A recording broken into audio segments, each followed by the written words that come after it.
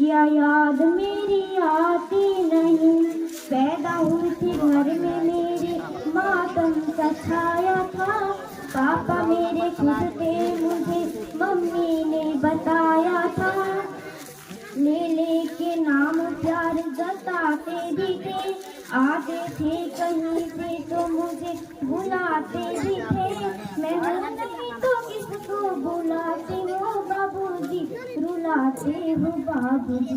क्या याद मेरी आती नहीं, क्या याद मेरी आती नहीं। हर जिद मेरी पूरी की, हर बात मानते।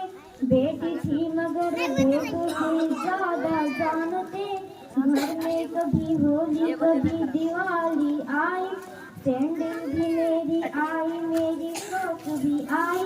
अपने लिए गमछा भी नहीं लाते थे, बाबूजी कमाते थे। बाबूजी क्या याद मेरी आती नहीं, क्या याद मेरी आती नहीं। सारी उम्र खर्चे, सारी उम्र क्या, सारी उम्र खर्चे में लगा दी। क्या याद मेरी आती नहीं। दादी बीमार थी तो दवाई में लगा दी। दादी बीमार थी तो दवाई में लगा दी।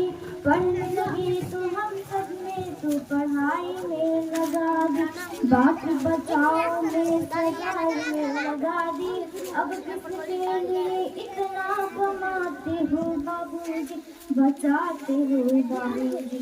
क्या याद मेरी आती नहीं, क्या याद मेरी आती नहीं। कहते थे मेरे मस्जिद पर नहीं लगेगा।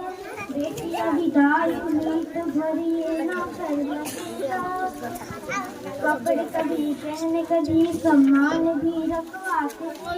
सजाने भी थे छुप छुप के रोते करके रोते हो बाबूजी। क्या याद मेरी आती नहीं, क्या याद मेरी आती नहीं।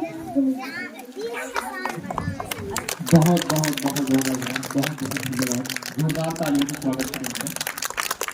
अब फिर से हम भाषण प्रतियोगिता के लिए आमंत्रण करने जा रहे हैं अगले प्रतिभागी के रूप में किरण कुमारी। भाषण प्रतियोगिता के रूप में किरण कुमारी बेटी बचाओ और बेटी पढ़ाओ।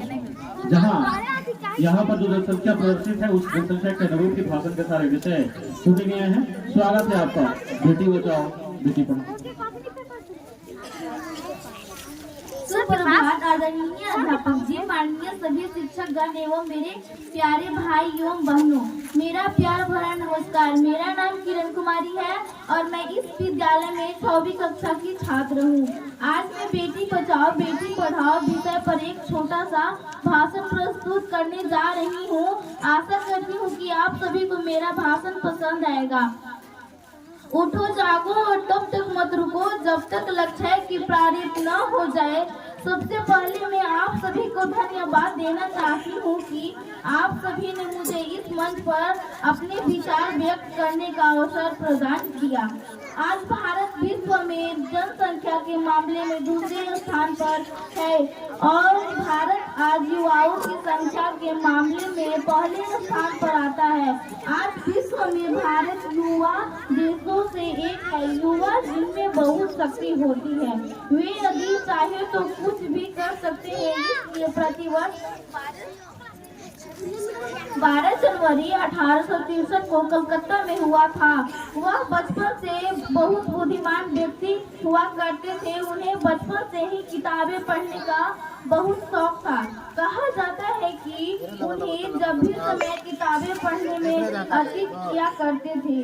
वह रामकृष्ण परमहंस जी से बहुत अधिक प्रभावित थे। इसलिए उन्होंने गुरु से उन्होंने सीखा कि सभी जीवों में स्वयं परमात्मा का निवास है। उनका मानना था कि यदि हम सभी की सेवा करते हैं तो कहीं न कहीं वह भगवान की सेवा होगी।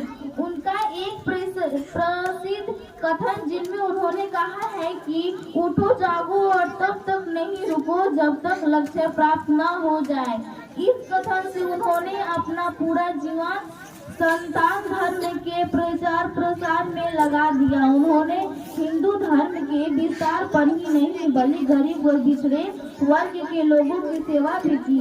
आज युवा दिवस के मौके पर हम सभी ने सिर्फ उन्हें याद करें या उनकी तस्वीर पर मालार्पण करें, बल्कि हम उनकी ज्ञान बातों व चरित्र के एक छोटे हिस्से को अपने जीवन में उतार कर अपने जीवन को फसल का बना सकें।